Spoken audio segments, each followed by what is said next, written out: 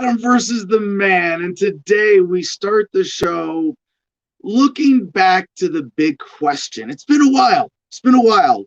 The big question for me right now, at this unique point in human history, even now, re-examining, I think we are more capable of answering than ever before. And today, I don't know, I guess something clicked for me, and I feel a lot more optimistic. I feel obligated to share this.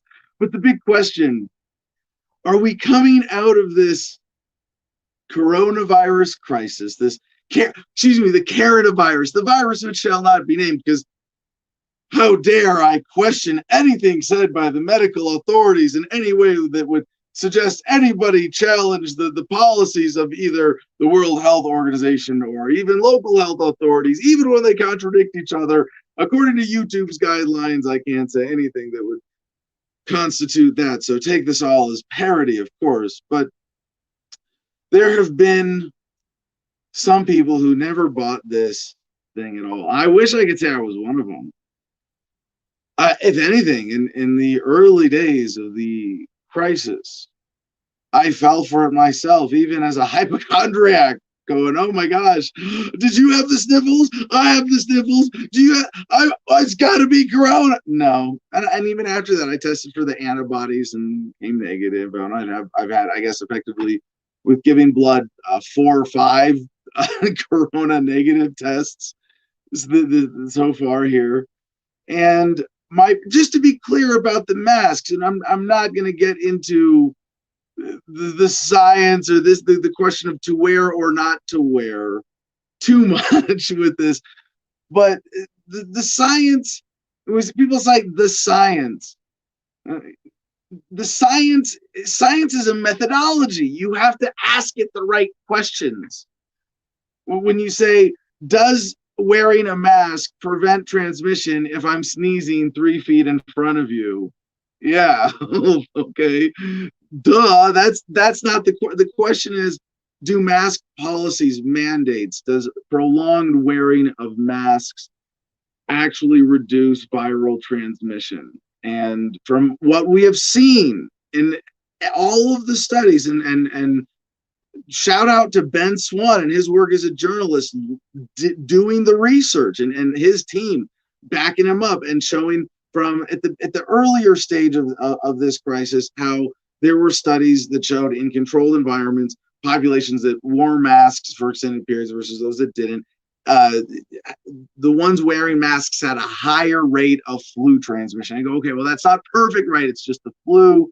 And then you go, well, what do we have now? Well, now we have comparative studies looking at what cities, what states, what countries had what policy. And it's just this year, I think some people, like, I guess 2020 was rough, but it was a cornucopia of "I told you so's" for libertarians, saying that, eventually we're gonna have the numbers, we're gonna be able to show this.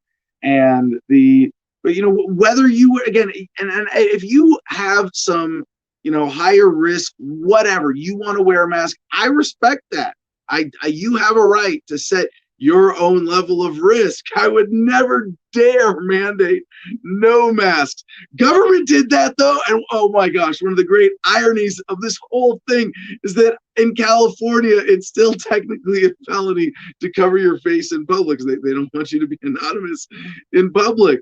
I don't know if it's a felony still, or if they fixed that or whatever, but there are a bunch of different places in the United States where covering your face in public prior to this was illegal. And if you want 6 feet of distance for me, and so what I do generally when I go out is, like, I'll wear a bandana, although I didn't do this last weekend, nobody cared. I'll wear a bandana. If someone says, "Hey, when you're within 6 feet of me, can you wear it?" Yeah, okay, just for you, I'll put it on. Or, hey, if it's to make my job easier, I'll do it. But I would never proactively do something that's bad for my health, that hurts society, that increases the anxiety and fear and all the other negativity that is so much more harmful around this, because at some point we have to come out of it. And there's a different threshold for everyone. So, like, in the early stages, I have to confess, I proactively wore a mask briefly when I thought I might have been contagious. I still went to Walmart, but I wore a mask. And this is in Texas. People laughed at me, and like, God bless them for being either extra skeptical or ahead of the curve or what. And this is one of the things that I've come to appreciate about the mask policy is that when you look at someone else and you can see them smile, it's like, you're one of us. And like I live in hillbilly redneck mountain man Arizona territory here near Ashburn, and I love it, And you go to the gas station or the dollar store here, it's tourists only pretty much wearing masks. A few of the elderly local population, and you tell at the post office, but those of us, and I got to give props to a lot of different people in here in this.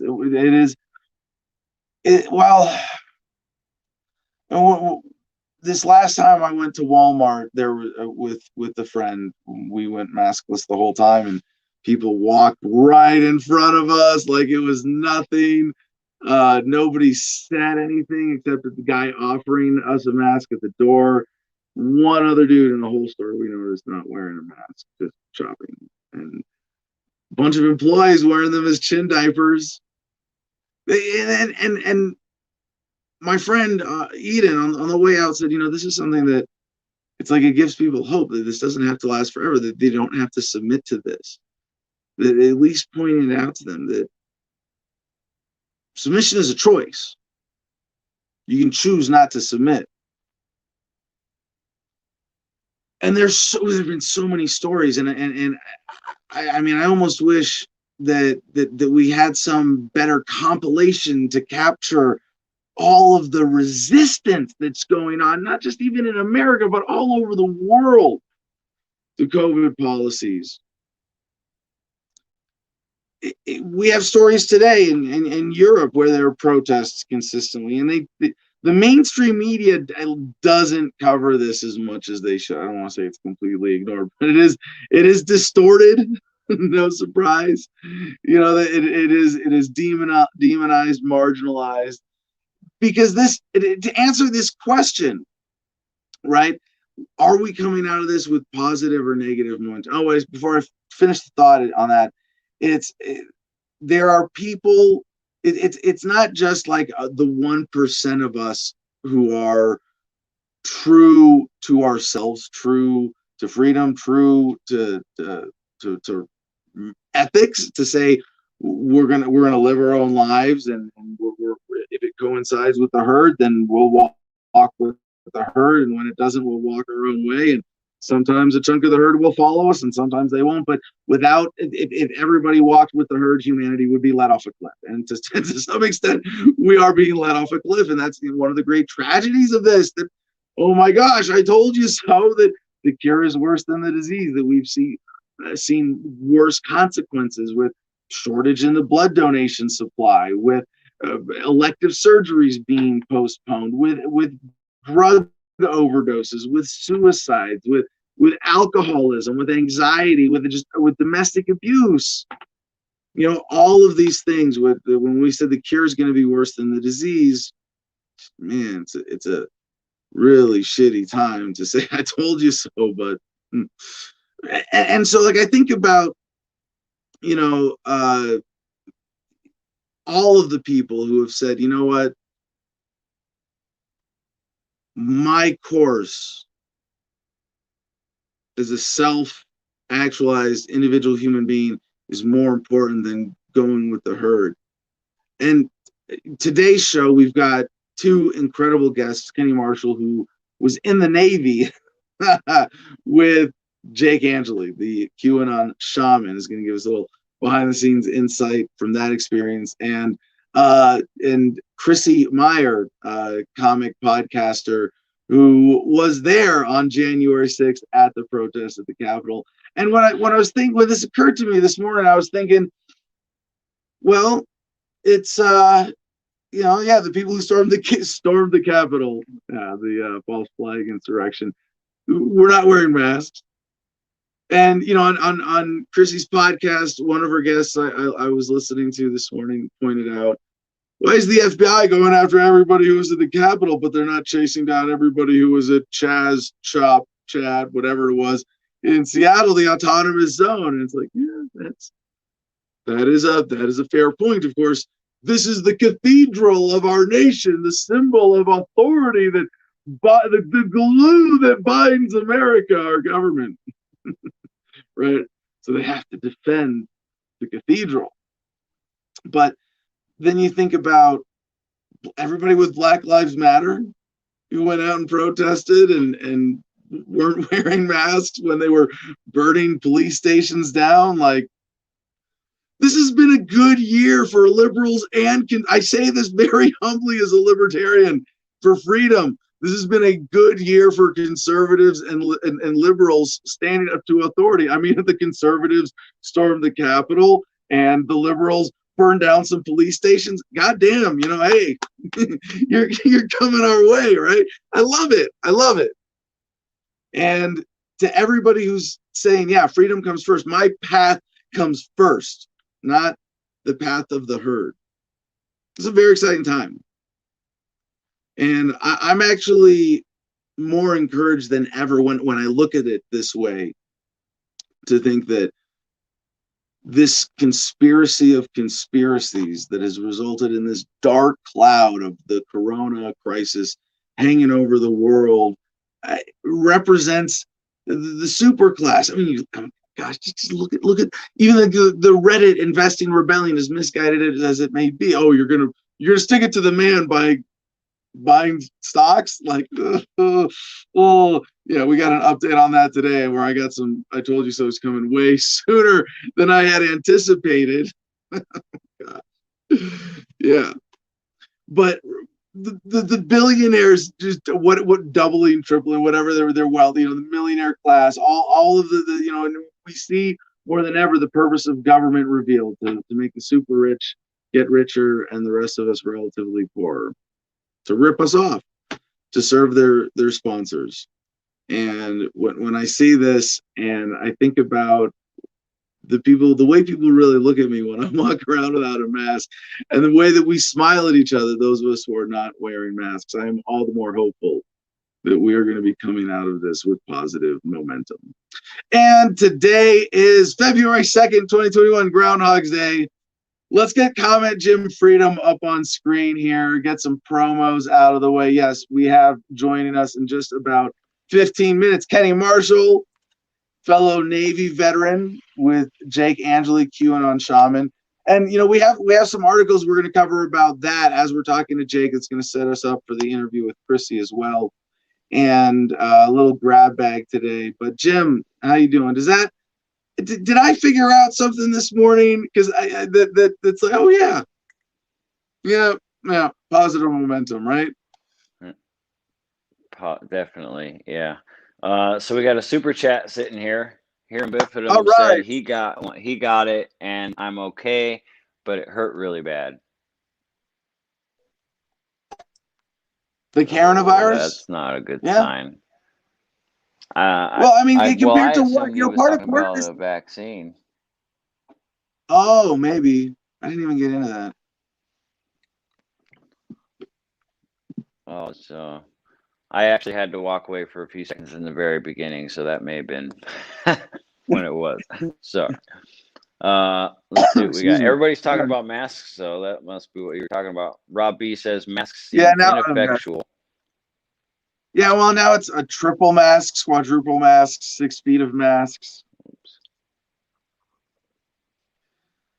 Yeah, for sure. Rob B says, I just hand people a highlighted section of governor's exemptions, and when they say they do not care about the law, then I ask why. Oh, really? Then why are you crying about me putting a mask on my face? It's like most people understand it's not the law, but the companies are still afraid that they're going to get punished if they don't enforce it. You know what I mean? Everybody knows, it's not a law, but we're still forcing you to do it, because if we don't force you, then the government's going to force us, is what Yeah. take from the. Yeah, no, there's this whole other that's why calling it the coronavirus is so appropriate, is that there's this whole other layer of control at the sort of socially conditioned bullying level where it's, well, just to be safe, well, I'm scared and well, I might lose my job, so we're just gonna go whoop, and it doesn't matter if it's illegal. It's Corona. We get to do illegal stuff if it's to control more because it's Corona, if that's what you want to do. And you go, wow, yeah, that's interesting though. You carry the executive order around, because I've never had an issue with this. I mean, very rarely not having it respected when I say I have a medical exemption. But I'll sometimes say, like when we were in Hawaii for our honeymoon, there were a couple times I had to say, "Have you read the order?" Did they breathe, like at the hotel when they were giving us a bit of a hard time? They're like, "What did you? Do you know what the law is? Do you know what it is you're enforcing? Do you know what you're allowed to say?" And they, "Oh no, they just told us to do this."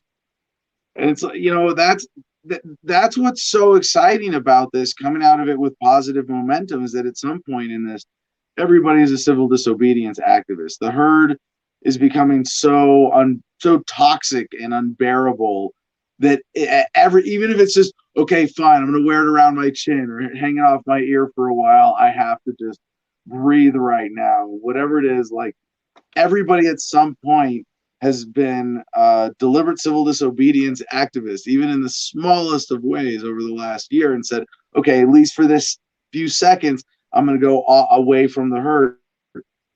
But it just shows you how much people's behavior is really determined by, I'm just going with the herd, to be unthinking about that. Yeah, true.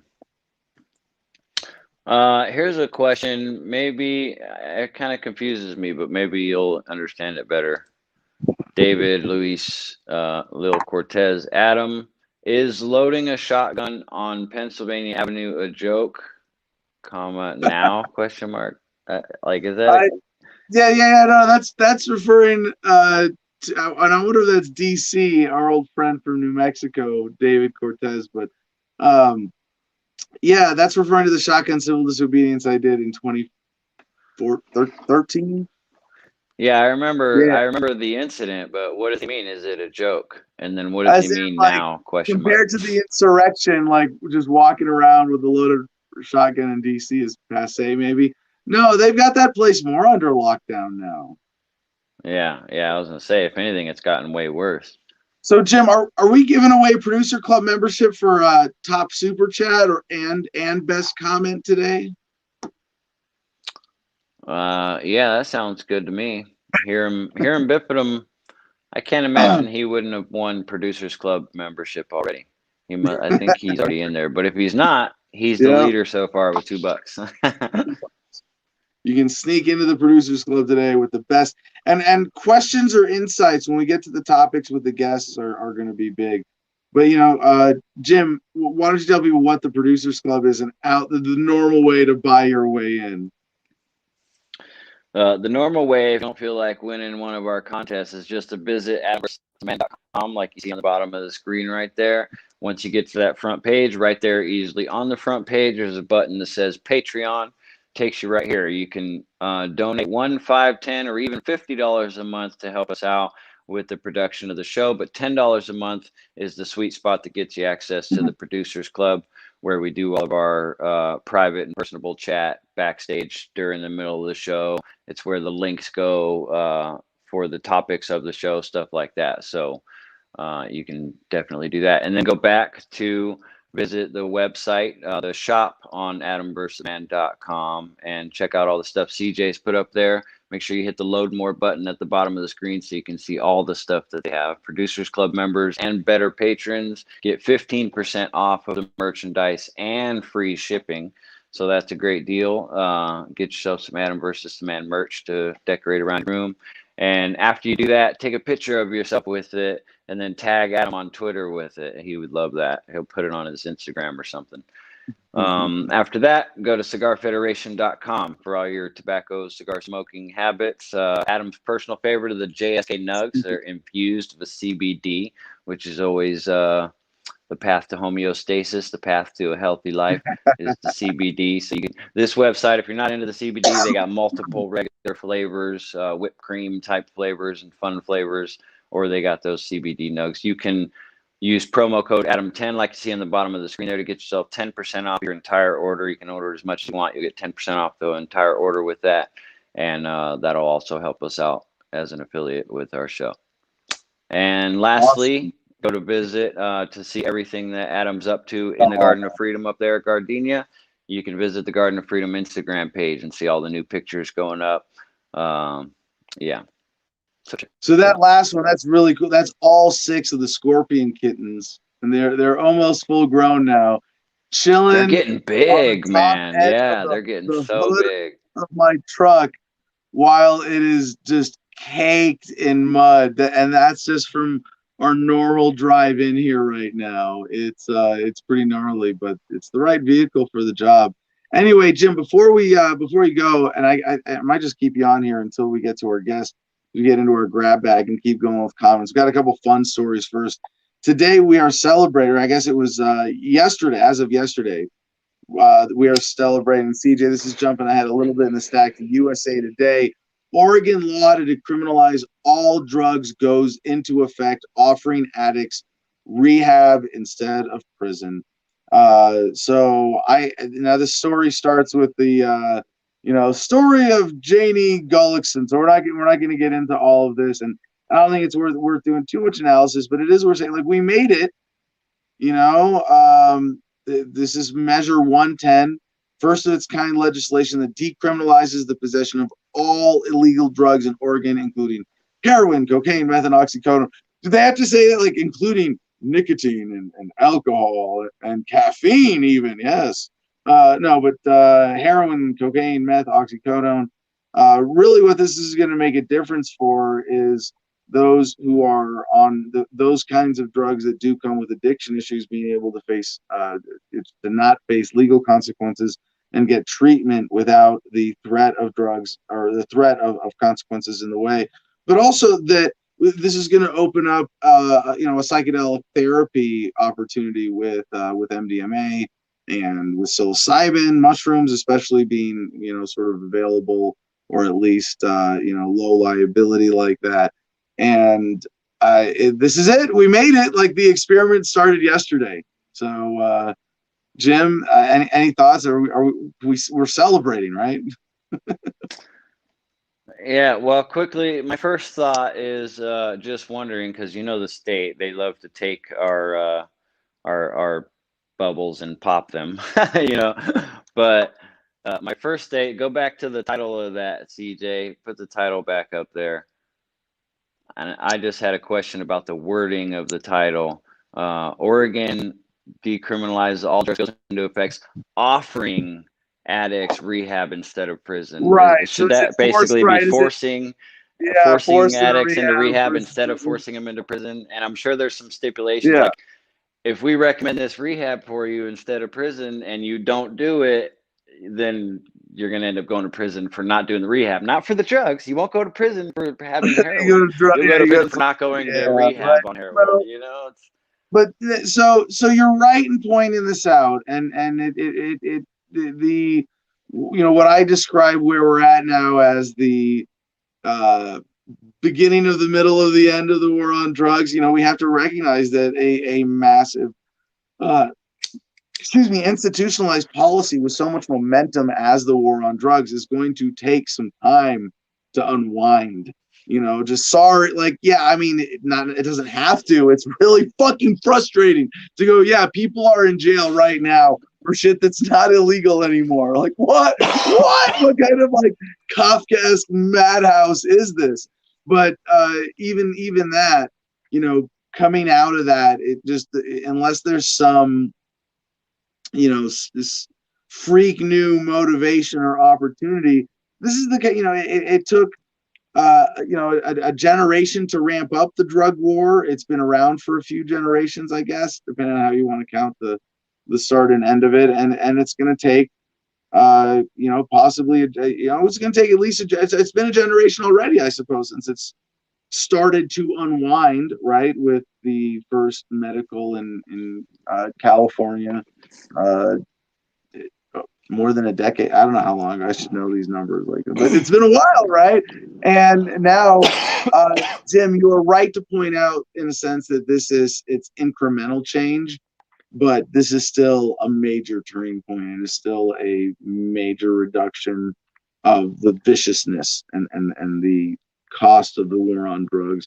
And it is, I mean, I think it's safe to predict that by the see, here's the thing: is what this might represent as a turning point or a tipping point is that if the results of this in Oregon are so positive within the next 2 years, that when similar referendums come up across the country, or bills come up, or it comes up as a campaign issue, people are going to say, look, it's Oregon. And the thing is, guess what? Hello, Portugal. You know, we've seen this already. It's very similar to what they did in Portugal. There was like, what, a decade ago? Back, where they decrim all drugs for individual personal use, you know. And that doesn't change, you know, I want, the sky didn't fall. No, but it was a positive. And I think people have to see it in the United States. It has to come closer to home. But I think it's pretty safe to predict that the positive change overall in quality of life that results from this change in policy in Oregon, assuming it's mostly adhered to. I mean, even with Jim's sort of, well, it's not as good as it sounds, right? But it's if it's mostly adhered to, it's going to be so positive that in 2 years it's going to have an impact on the election. Yeah. Well, that would be nice, and hopefully an impact on the rest of the country as an example. You know what I mean? A closer to home example. You know. Yeah. Because nobody likes that when you say, "Oh, Portugal did." Oh, that's just some other country. That's Europe. They're crazy down there. Those crazy Europeans. Yeah. All right, so a couple other quick stories just to get out of the way before we get to our first guest. Oh, and comments? Yes. I'm a little sick of this beginning to the end of the middle of the end of the war on drugs. It's taking too damn long. Sick of me talking about it, no, just sick of it. Sick of it being dragged out. Yeah, sick of it taking so long. We should. What we did in Oregon should be a national thing. You know. So yeah, that's the shitty thing I'm pointing out by calling it that, right? Right. Because a lot of people don't have the sense of the bigger time scale of the process of the war on drugs coming to an end. And if you see how far we've come so far and go, it's taken a long time. Like it's taken about 2 decades. I mean, it's very subjective where you want to count the beginning of the end, right? But I thought that it was appropriate to mark the 2020 election with the decrim in Oregon, with Arizona going rec, with South Dakota jumping from full prohibition to full rec, skipping a medical state. All the other states that went that way in 2020. Yeah, ACJ. That represented a turning point. But the shitty part of that, like, it's nice to mark that progress, and it might accelerate, But the shitty part is saying that, okay, that was 20 years. The middle of the end of the war on drugs might be another 20 years. The end of the war on drugs might be another 20 years. I think it's going to accelerate. I don't think it's going to, the middle and end phases aren't going to be this full 20-year period. Because, there is an acceleration. That's slowly played out, yeah. But I see this middle of the end as the cannabis goes completely across the board. It's as legal as tomatoes, and it needs to be more legal than that, of course, but it's as legal as tomatoes, and most other drugs are most effectively legal, and the prison population is radically reduced, and the institutionalization of the war on drugs comes down significantly. And then the end of the end is when we really establish safer policies for everything long term, and everything becomes accessible in a safe way, and we do whatever is appropriate for reparations and deinstitutionalization, and get to the point of this is over and we get back to like a sane, objective way of just looking at health and substances and mental health and drugs, all that.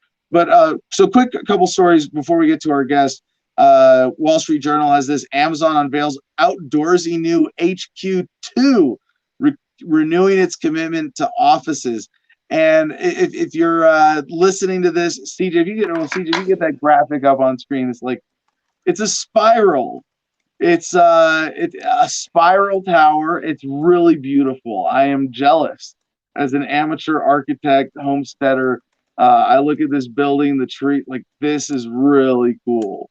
This is really inspiring, and I'm not going to geek out on this too long, but I had to point this out because as someone who is like an architecture, alternative construction geek, this is pretty cool to see. Another quick tech update that is kind of a coronavirus thing, but as much a tech thing. There's a Walmart store that has switched to self-checkout only from kitchenfunwithmy3sons.com. I don't know how. I think someone put this in the Producers Club.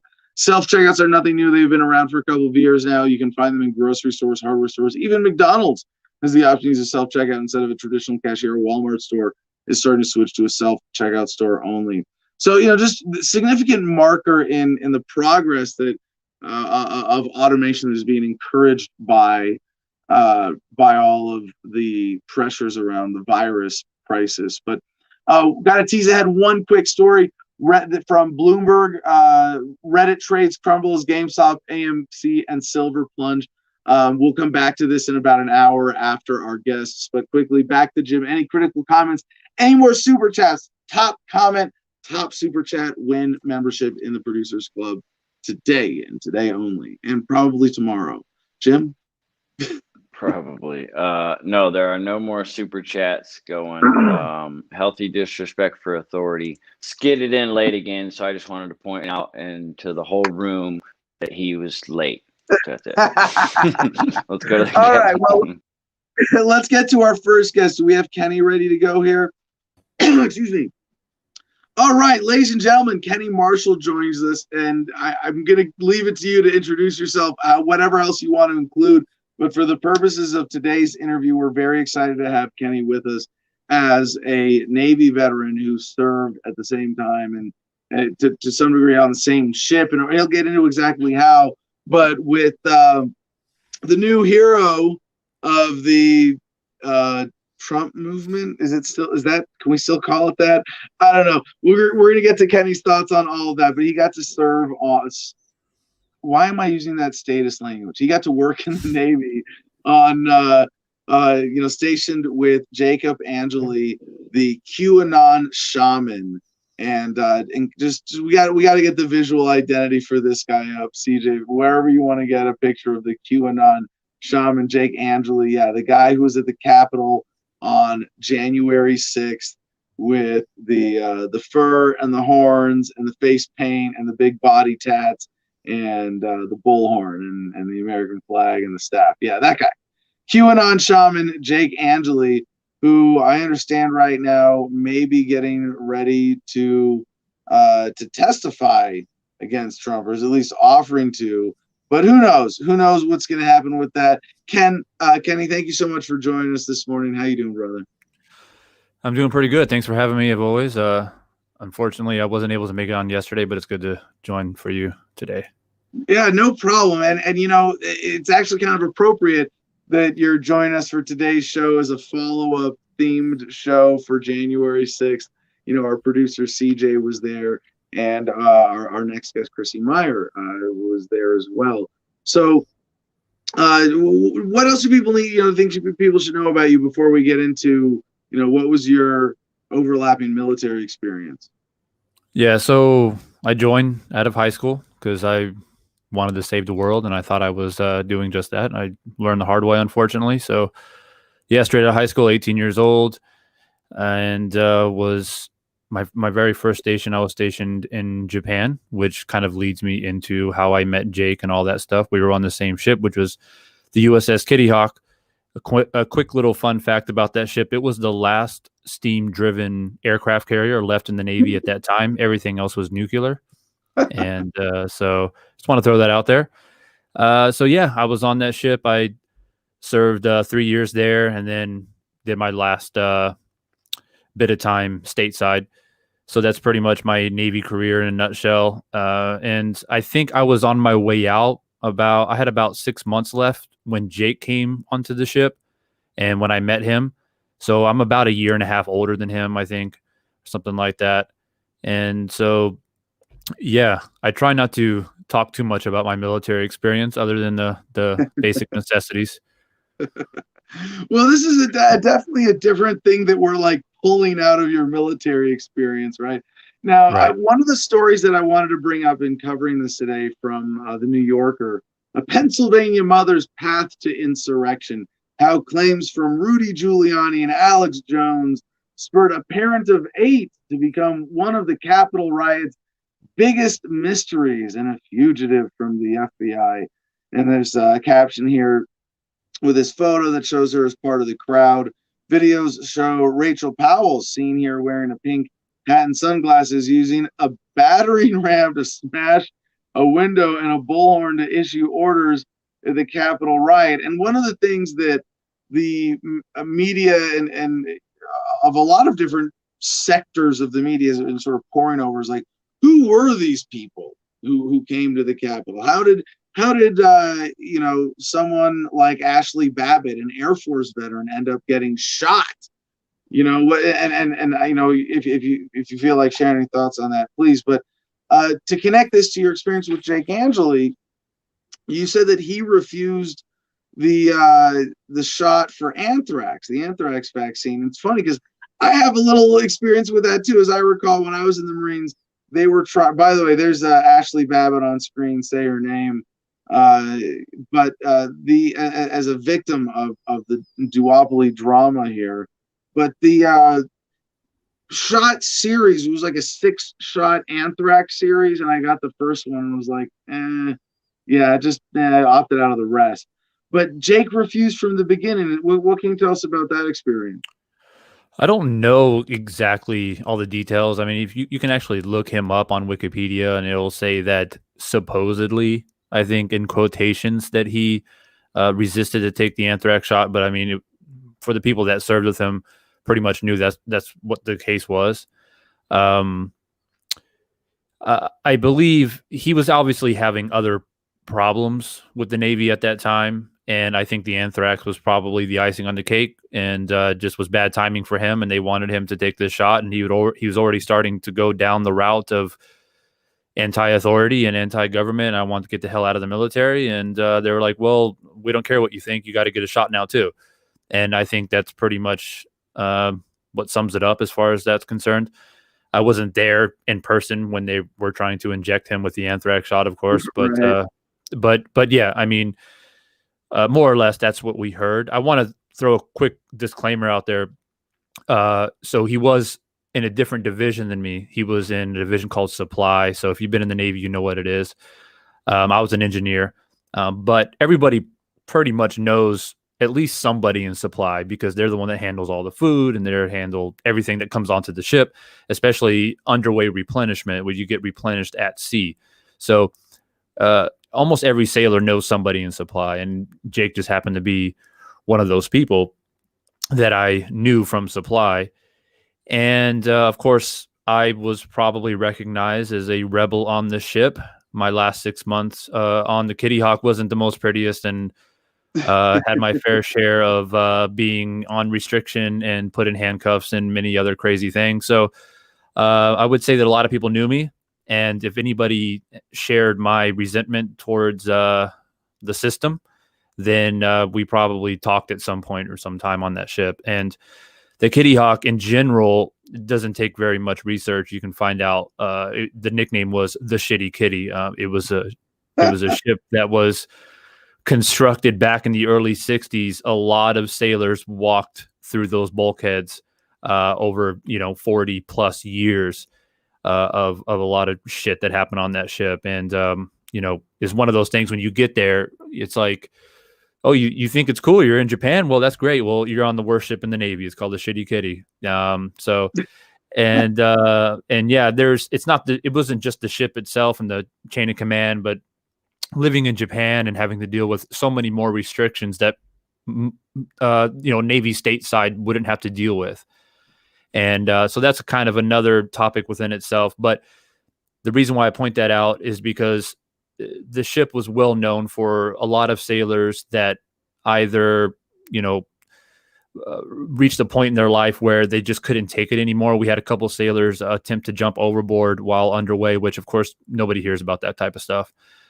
Several people were discharged due to mental challenges, or they became suddenly disobedient, or just whatever the military wanted to categorize it as, and many other things. I mean, it was so bad. I remember at that time when George Bush was in office, they had the don't ask, don't tell policy for sailors who would be gay or what have you. And it was so bad on that ship that people would just pretend to be gay. They would just be like, yeah, I don't want to be in anymore. And there was a way out. And there's a lot of crazy stuff. I mean, I can go on and on about the things that were going on that ship. And I think that, like I said, I mean, I think when we're all 18, and I'm guessing Jake was probably around that age when he joined the Kitty Hawk, you join with the intention to, as I said, be a hero and serve your country and et cetera, et cetera. And you get there and you find out that nobody really gives a shit about you, more or less, and you're just another number to fill a space. And so a lot of sailors, Marines, soldiers, airmen, and et cetera, see that when they get there. And it just depends, I guess, on the person who's going to look at it outside the box. You know what I mean? And maybe that experience on the Shitty Kitty might be one in which that point is particularly poignant, that you really right. do feel like a cog in the machine, an unvalued number. Right. And that's why I wanted to reach out to you, Adam, because to be honest with you, when I saw Jake's face all over media, I wasn't 100% sure it was him. Obviously, he has face paint and wearing buffalo horns and all this other stuff. So my first intention was to make sure, obviously. And then what happened was, about a couple weeks after the protest, I'm in this Facebook group of all the Kitty Hawk sailors, and people started talking, and all of a sudden people started posting, oh, this guy was on the Kitty Hawk, and the picture started coming, and then it was pretty much verified at that point. And then, someone found his mugshot when he was in the Navy. And then I started putting the pieces together, and I was like, yeah, I knew it was him. And what a lot of people don't know in this group, obviously I didn't comment on anything because they'll probably ban me. But what I would like to comment would be like, I was there, and I would say that I was there at the beginning of this whole saga of whatever he's going through. And so it's like a part of me was surprised, but a part of me wasn't surprised at all, because I went through the same exact thing that he went through, around the same age, saw the same type of shit. And I went through many different battles when I became a civilian and had to adjust. Only difference for me was I took a different path, and I didn't, go the route that he chose to take, which is go to the Capitol and cause all. That's exactly where I want to go with this. But first, to what extent did you get to connect with him on any kind of intellectual or political level, or get a sense of his worldview working alongside him there? And then, more importantly, having had that experience, because this is so huge, so essential to human progress towards freedom right now, that the warrior class stop being soldiers and go back to being real warriors and serving the country and not the government, serving the people, not the powers that be.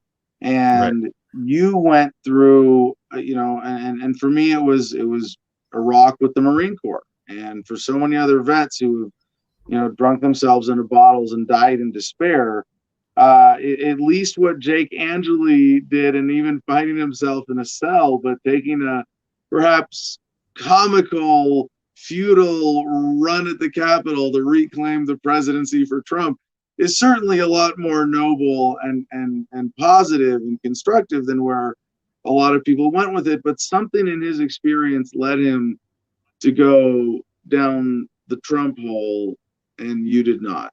Why?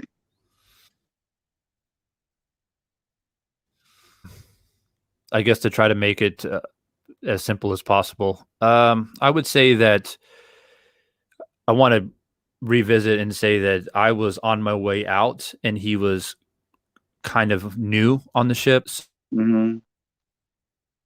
So I was, in full steam ahead rebel at that point. So I think that, I mean, I basically had my seat bag packed and like ready to go at that point.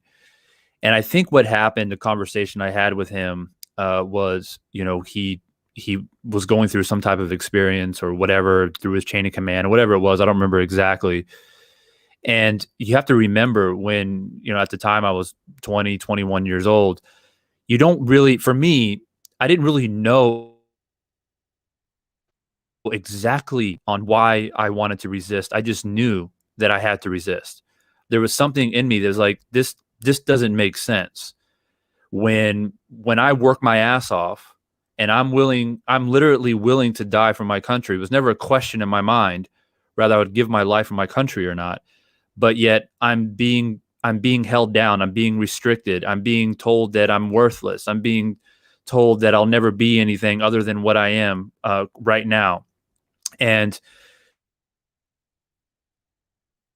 that for my basic mindset back then. Obviously now I'm much older, much more mature, and I've went down the rabbit hole and I've discovered more things on why I believe what I believe. And I think for Jake at that point in time, he was in that similar situation, but he hadn't fully committed yet. He was angry. He was frustrated. He was asking a lot of questions. He wasn't getting any answers. And he ran into me, a guy who basically put a middle finger to the government. I'm like, I'm getting the fuck out of here. So if you need any morale boost, a piece of my mind and letting you know what I feel about this establishment. And I think that that's kind of what propelled him. Now, to answer your question on the different paths, I think that for me, when I got out, I had a lot of anger issues. I was angry at the world. I thought everybody was out to get me. And that was a huge, huge issue. And I had to basically make a decision. I can take my anger and frustration from what I went through and just vent in a negative way and blame everybody for what happened. And for me, it was just a refocus, and I decided to get back into athletics and sports and travel the world and run my own business, become an entrepreneur, and just live life free. And I extracted myself from the entire environment itself. And I knew that was the only way for me to survive it, because I knew if I had stayed in state side, it went down a downward spiral. I was in such a bad spot that I would have hurt myself, hurt somebody, or done something stupid to where, I get locked up or something like that. So I knew I was on the brink, and I knew I had to make a drastic change. And I took $1,000, which I had in my bank account, and I stretched it literally as far as I could, and found myself where I am right now, 16, 17 years later. So that's the path I took. And I think that when he got out, he was like, I'm going to stay here and I'm going to fight for whatever cause I believe in. And it just so happened to be Trump. And I don't think, I think that if I had to give an opinion about his true political stance, I would say deep down, he's probably a libertarian. He just doesn't know it. Well, so more specifically in Jake's case, being known as the QAnon shaman, it wasn't just Trump, but specifically that sector of people who are really deep into that. Another quick headline to bring in here: the Sun, the U.S. Sun, has this crazy conspiracy ex-QAnon believer apologizes to CNN's Anderson Cooper for thinking he eats babies and drinks their blood. And when we're at the point we're at now, there's an inevitable letting go of something with Trump. Like, okay, maybe we hope he beats impeachment and starts his network and comes back in 24, but okay, he's not president and he didn't get done what he said he was going to get done. Like just simple shit like that. What do you have to say? What would you have to say to Jake right now? And maybe to everybody else who felt that that spirit of rebellion. And it's funny, just as quick a sidebar here, I mentioned this in my opening monologue today about masks, and be like, these are people who are clearly going, no, what I'm doing is more important than wearing masks. These are people who are at least willing to step away from the herd, and yet sadly get sucked into the duopoly drama like Jake did, ending up supporting a socialist, communist, fascist Democrat pretending to be a Republican, who I prefer to call Cheeto Jesus, or maybe Cadet Bone Spurs would be a more appropriate for a military themed conversation here. But what would you have to say to Jake now, and to everybody else who is in that category, who you have something really meaningful to impart? If I had the opportunity to speak to him in person, just ask him a simple question. And I would say, Jake, I need you to look deep within inside yourself, and I want you to answer a question. And that is, what are you truly fighting for? And I think that would open up his mind, and I would try to let him know that the fight that he's fighting is just the wrong fight. And for me, I'm a little bit lucky because the state's at such a young age that I never really fell into politics, like, at all. And it took me probably until, maybe 2012 is when I started to, like, you know what, I need to pay attention on what the hell is going on in America. I've been a bit too comfortable just enjoying my life. It is my country, and I do care about the people that live there. And so for someone like Jake, I really just think that he's one of many, and he's just somebody the extra step and do what he did. And so sometimes I think that love is one of the most important things, and spreading love is what really propels people to make the right decision. And as cliche as it sounds, I mean, it's someone says, "Oh, just love everyone." It sounds so cliche, but it's so. But stay grounded true in that love. But I mean, you kind of beat me to it. I was about to say, you got the hippie part of being a libertarian down. Grow vegetables, not government. De-escalate if you don't have to confront to stop, an immediate crime in progress or injustice, right? Whereas a lot of the libertarians who seem to get swept up in Trumpism are stuck in that confrontational mindset. Is that fair? Yeah, and I think this idea of patriot kind of gets thrown around too much, and they feel like, well, patriot club, and unfortunately, these patriots are being painted with the Trump brush.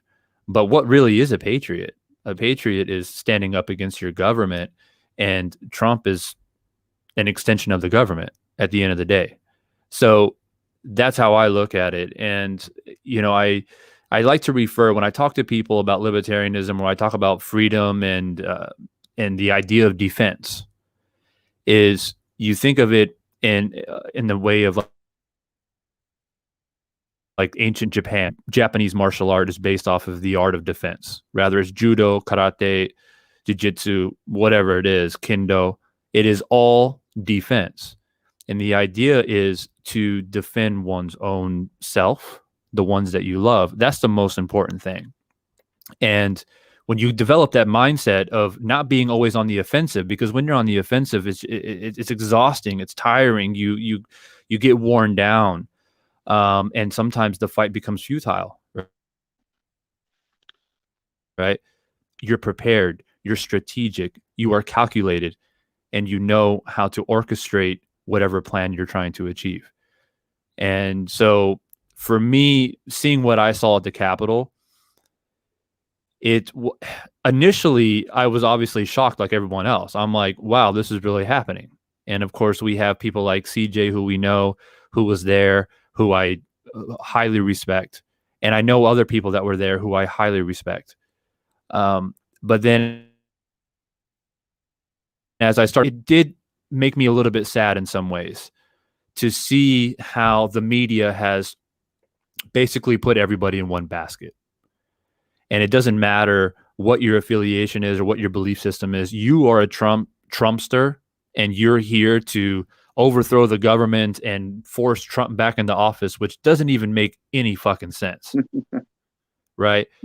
But what I tell, I mean, I have a close friend here where I live that is like very extrovert. We have normally good conversations, but every once in a while we butt heads. And I think for him, it's more of a situation where he just feels like, oh, everybody's against Trump, and we have to fight for it. I'm like, you're fighting because everyone's against him. It just really confuses me. All right, so Kenny, before we go, we got just a few minutes here. I want to get Jim and CJ, at least give them the chance to get on screen here and weigh in here. CJ, having been there on January 6th, also both him and Jim, veterans as well, who might have something or questions from the comments. What's up, Kenny? As somebody who's a part of the Veteran Liberty Network, I went there on the 6th to be the media, to be the First Amendment. The job I'm doing right now, just a different organization. Right. And so I don't really like speaking to the event, but I do know somebody that loves to speak to the event that would step in for me. So I'm going to let Cash Jackson step in for me to talk about that opinion about being there. I echo a lot of what Cash has to say about it. But my personal thought, the 2 cents, is that not everybody was there to install Trump, and I think that's the big lie as well. So I agree with you, Kenny, and I appreciate your take on it. So I'll just get Cash on here too to get his 2 cents. Hey, welcome, Cash. Can you hear me? I so got baited. CJ told me there was a great conversation. Yeah, CJ said there was a great conversation on. So I was just tuning in. He got me backstage. He did that on purpose. Well, Cash, let me just ask to the point that Kenny's getting at with Jake Angeli. What do you think about your military experience propelled you towards more principled libertarianism as opposed to Trumpism? What kept you from going? I mean, Jake Angeli, also in the U.S. Navy like yourself, but propelled to become the QAnon shaman, you propelled to be libertarian activist. Well, I don't. I'm not super fond of the term activist. You know, I like to think I'm just an American that is pursuing the right answers and solutions in this country, trying to find ways to do it peacefully. After my time in the military, I can't speak for every individual, but I feel that I've made enough sacrifices in defense of this nation and her Constitution, and that accountability comes where we hold every single American citizen that enjoys those rights to the same standard that they hold us to.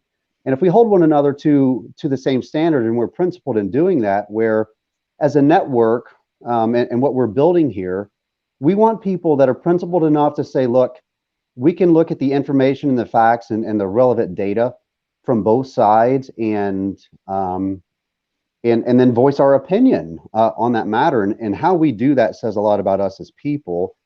And I am the world's worst about allowing my own personal case and the pain and the suffering that I have felt in not seeing my children for years to really affect my message and not the context of my message, but how I do it.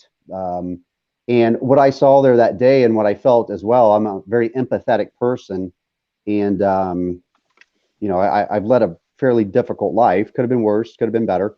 But regardless, it's allowed me to grow as a human being and understand that the 250,000 to 500,000 people that were there, they had grievance. We all do. All of America has grievance with how our government is running, how authoritarianism and the amount of money and influence and power in Washington, D.C. has just corrupted the heart of this nation. And people trash the MAGA supporters. They go, what was ever great about this country? There were great aspects about this country. You didn't have to have a hunting license. You didn't have to have a fishing license. You didn't have your children, arbitrarily taken. But demographics did, and we have to be morally principled enough and know enough about our history to recognize that, yes, it happened in slavery. Yes, it happened with Native Americans. Yes, it also happened with Irish. It happened with white America. Slavery's occurred the world over. We have to be complete in our assessment of issues that we're discussing and how we're shaping policy in this country. And every person that was there that day, I believe, had a grievance. And in 4 years, or it can flip. We know this, right? That pendulum swings back, and then it'll be Democrats justifying themselves invading the Capitol or whatever terminology they want to use. Those people there had a legitimate gripe, and the footage that we captured that day, number one, is historical. Number two, I believe it'll age extremely well as we help to exonerate and or implicate individuals that were actually there for malicious behavior. All right. Thank you so much for jumping in on this, Cash. Yeah, someone in our producers club said talking about the false flag insurrections like the bat signal to Cash Jackson. All right. So, Jim, just anything you need to add here before we give the last word to Kenny? Well, I wasn't there, and I have minimal Army experience, little 2-year contract before 9/11 was even a thing. So I don't really have anything to add in that way. But there are some comments, a few questions, if we want to get those on. Very quickly. Okay, cool. What's the status, if you know, of Jake legally? I believe he's still Kenny, do you know that? pre-trial detention at this point, right? Denied bail. Oh, okay. Yeah, he was denied bail. And Craig asked, does Kenny know if he was into shamanism in the Navy? Not that I'm aware of. Okay, yeah, so that probably came after that, I guess. Yeah, I don't know. Yeah, I don't really have anything else to add. I just everybody's enjoying the conversation, I think. So let's just keep it going.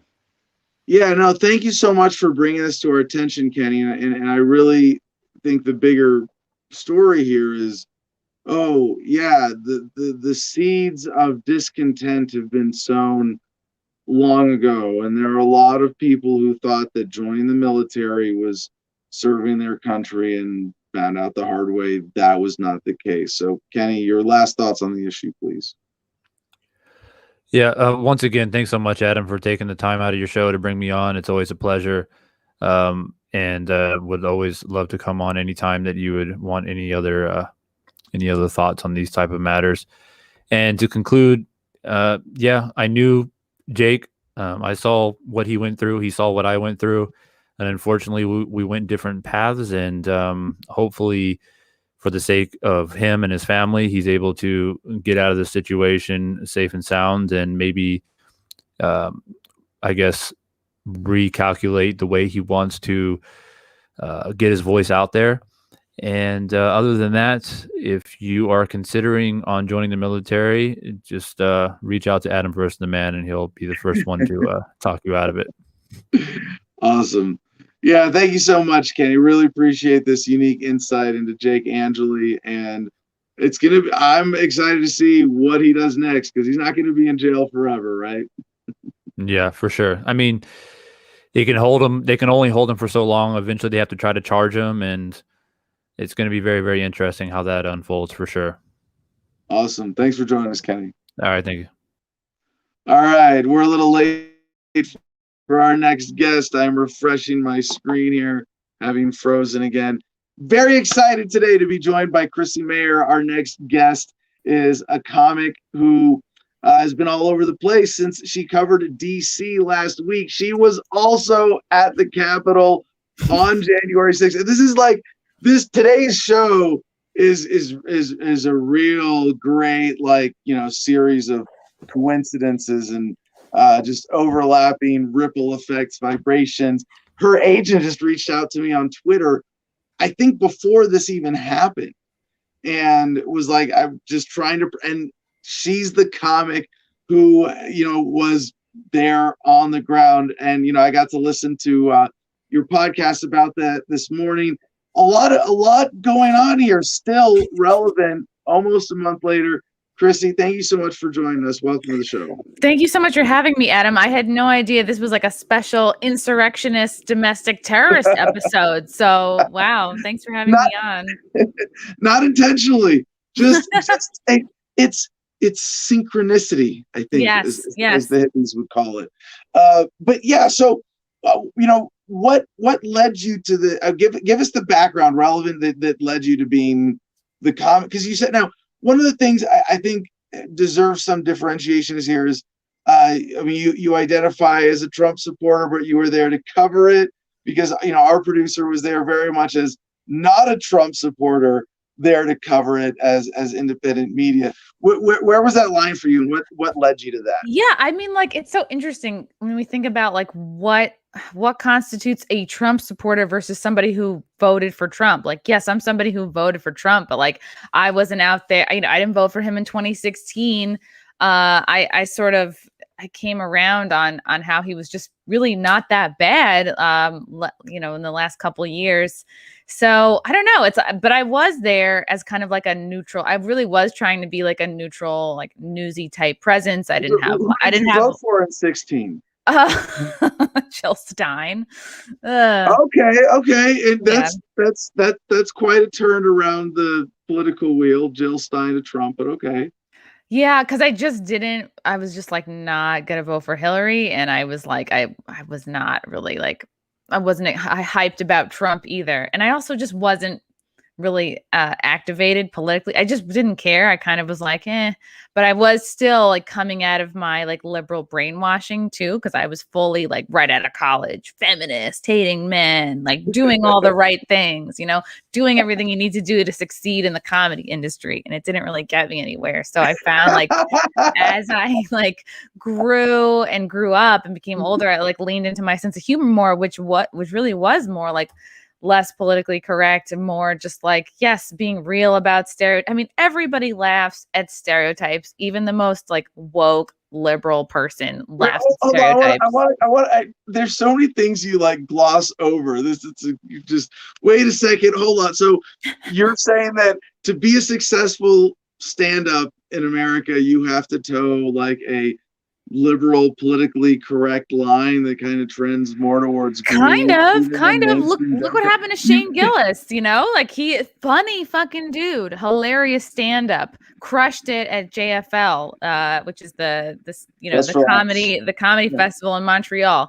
Like really set himself up well. I mean, being scouted for SNL, and then they find a podcast where he like doesn't, you know, he like says chink or something, and now he's lost his job. Meanwhile, he would have been the funniest guy on that whole show.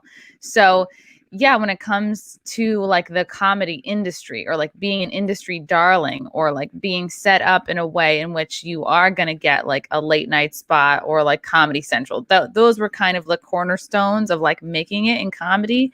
But thank God that those gatekeepers have way less power now. And like, you know, people it's sort of like has disseminated, like you can be your own brand. You can culminate your own fans. You can build your own thing, which is so exciting. And thank God, because before then you kind of did have to just keep your mouth shut if you wanted to get that Comedy Central spot, or if you wanted to get on Fallon or Colbert or something.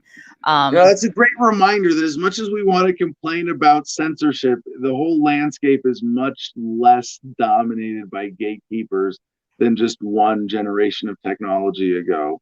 And for the stand-up comedy has always existed in this weird space where there's a genuine market that you're serving. If it's fucking funny, someone's gonna come and pay to laugh at it, right? You know, someone's gonna engage. You're gonna be able to do something, but there's always been an element of control. So, but before we come back to that, this transformation that you went through of the last 4 years, this is a very important like Americana story that I want to understand, and I want to make sure that I want to make sure America learns the lessons, but I want to make sure you learn the lessons, especially post January 6th now. So really, what was your ideological grounding? How did that shift from being a Jill Stein voter to a Donald Trump voter over the last 4 years? And what role did Trump play in that? And what was your deeper ideological shift? I was came out of college, like my friends were all super liberal. Like you're a sponge, you know, even through, I think until you're 30. I mean, I don't know. I just feel like you're easily a kid till you're 30, but absolutely when you're still in college. So I just like receiving all the imprinting. I'm thinking, oh, I'm in college. I'm smarter than my parents. I'm doing it. I'm better than everyone. I know more. I'm woke. I care about I care about the homeless now. I care about the retarded people. This is great. I'm changing the world. That's how Trump got you. I'm doing the impression of Donald Trump doing an impression of a disabled reporter. I'm sensitive about the world. You know what I mean? Like, and that's how it is. It's like the woke culture is like it's like mixed in with CNN. It's like the fake it till you make it. Like they pretend to be smarter and better than everybody else. So that's what people think that being a liberal is. It's like, oh, I want to be like the smarty pants. I want to be like Don Lemon is a horrible example, but like the way that CNN likes to like, you know, they've always had this image of like, oh, buttoned up and like, you know, like what like rich and smart people, you know what I mean? Like what you think a rich, smart, like person with their shit together. Everybody has to be able to be friends with Anderson Cooper. I was gonna say have a beer. He doesn't drink beer except on TV, does he? No. Maybe a little anal, but you have to get him really drunk first. Not a good hang. AC. But like, you know, most people for years, I'm like, oh, they're like polished, that they're smart, they know better. And like, that's the effect they have on the masses. It's like, they're full of shit. And it's like, so it sort of started to come apart for me. I was like, oh, they're just pretending. Like I started to see like who everybody is owned by. And like, when did I only really became like activated in the last 2 years. Like my mom died. I started focusing on myself more, like my own career, my comedy. And I was like, I kind of was putting together. I'm like, oh yeah, when I was like a woke liberal, that was my career was not like propelling, you know, I wasn't like, I still had to work at least one day job, but I found like, I started to go on Compound Media more. I started to do characters. And then I noticed my Twitter following kind of exploded. Fans from the fucking internet, sorry if I'm not supposed to curse, fans from the internet would show up to shows. No, you're allowed to curse, but as long as you don't question World Health Organization policy on COVID. Oh, okay. Well, I don't need to question it because I already know they're wrong. So I was just like, okay, Compound Media, these people are like, yeah, the woke lefty comedy people are like, oh, Compound Media is racist.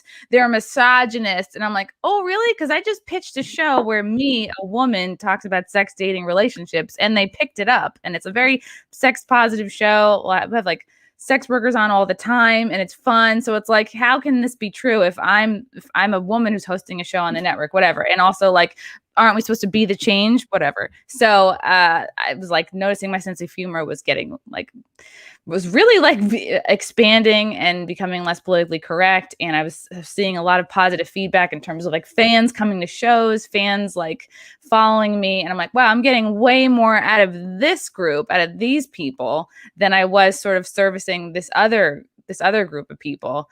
So, if I may, I legitimately want to like burnish my credentials as a fan of stand-up here, because there's something in the connection that you have with an audience that, even if it's dominated by this, you know, academia, ivory tower, politically correct peer pressure, there has to be a raw connection with your audience. There has to be, and you can't do that if you really can't do that if you're bullshitting or playing a character. Exactly. I mean, Exactly.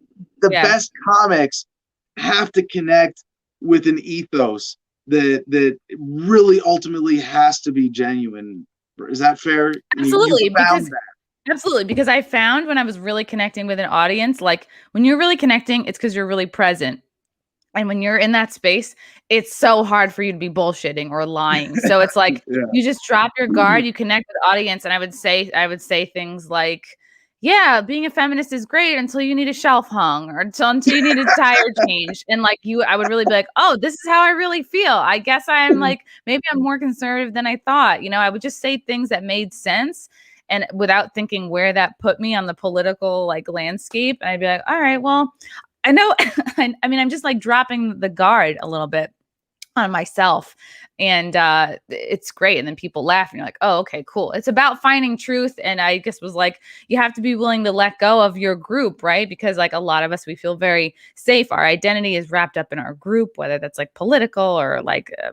A lot of people, it's like identity politics or whatever. So I was like, okay, I'm just gonna like figure out like what's true for me. And like got into I've also been in a relationship for the last 6 years. So it's like my old jokes about me being a huge slut like are not like they're still fun. I will still bring them out. I'll definitely point them at other people. I'll be like, "You're a slut," and then I'll just do the joke from her perspective. But like, so you grow up, you change, and I was really just more like being brave enough to like let go of what you think is going to get you famous or get you successful or get you fans or get you money. It's like there is maybe people are like, "Oh, that's brave to do," but I just was like, okay, I was doing that for years and it did shit for me. So I was like, I might as well just like really try to figure out what makes me laugh. And it was doing these funny characters on in Hot Water on Compound Media, and then I pitched my own show. And then I really started to wake up when I started to see like freedom of speech starting to get really fucked with, because that for me was like, oh, hell no. I was never like a big 2A person. I just was like, for me, it's like, that's so important. And how that's not so important for every single comedian blows me away. Like to what, like, and Jimmy Fallon has been talking about this too, to watch other comics like applaud free speech being taken away and censorship on Twitter. It's like, you fucking morons. You're just okay because it's not like your team is winning. It's like, it doesn't even matter if it's like you're cheating. Like, well, we're winning and you guys are losing and you guys suck. So it was a combination of like seeing free speech being taken away. And then I started to go to these Trump rallies. I went to one in November, then December, then January 6th. And I'd never been around like MAGA people. I had the same idea in mind as everybody else does. Like, oh, they're idiots, they're rednecks. Sorry, I want to go back because it seems like there might have been like a shift in the culture of professional comedy from the era of George Carlin, Richard Pryor, Lenny Bruce. If you can't say fuck, you can't say fuck the government. Where maybe it seemed like there was more, where like as stand-up comedy was developing as a cultural phenomena, there was a need for comics to stand together against censorship. But it was just the right to say the 7 dirty words that you can't say on TV, to be able to say fuck and talk about sex openly and gritty subject. And maybe it's just evolved now. We're like, all right, well, we've covered that. Now the fight's in the political arena. Yeah, and look at what has happened to celebrities over the years. Like celebrities used to be, we would look up to them. You would get an Inquirer and be like, "Oh my God, what are they eating? What's going on with their haircuts?" Like we gave way more of a shit about celebrities. I used to watch that like Entertainment Tonight show all the time with my mom and my sister when people were watching the award shows. But then what happened? The celebrities started to get kind of owned. You're like, who they're owned by somebody. They're kind of like mini politicians. They're the more palatable managed brands. Yeah. They're all being like branded up, and they're not really of and for themselves or of and for the people anymore. So people are like, folks are like, they can't articulate that that's happening. They just But everybody now, it's like the bubble is popped on celebrity. And you're just kind of like, ugh, I'd rather do just about anything than watch Gal Gadot sing Imagine, her and her other like celebrity buddies. You're like, it's just not hitting. Like Madonna, it's just not hitting. Yeah, for those who missed that reference early in the pandemic, there was a feel-good celebrity song like Virtual We Are the World, rehashed with individual clips led by Gal Gadot, something like that. It was and then so this is like so this gets into like why my sense of humor the way it is. So like my response to that, I'm like, wow, this is so out of touch. Like, what do they think they're giving the people by this? So I took myself and a couple of my other comedian friends, and so we responded by singing a line of Kung Fu Fighting. And I said to him, like, you could say Kung Fu, whatever. It was just like everybody was Kung Fu Fighting. And then the next comic would say the next line and so on and so on. I put that out there just as like a silly response. And the backlash from that was like insane. Like all the woke Asians came after me. I think Bowen Yang from SNL like tweeted that nobody in New York comedy respects Chrissy Mayer, and then I made it my Twitter background for a while. I had crazy trolls coming after me, people signing me up for calling me like saying that this is a hate crime. People think that I wrote the lyrics to Kung Fu Fighting. So many, you're like, wow, the people of the internet are like, really? There's a lot of dumb people out there. You forget.